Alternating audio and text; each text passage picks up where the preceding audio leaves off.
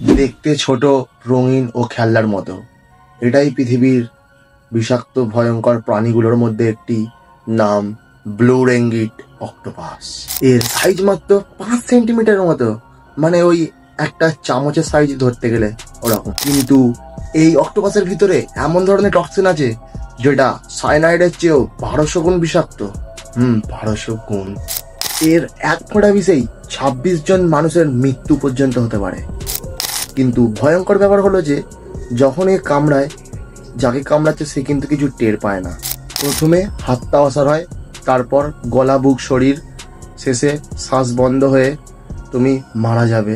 তুমি বুঝতে পারবে কিন্তু কিচ্ছু করতে পারবে না।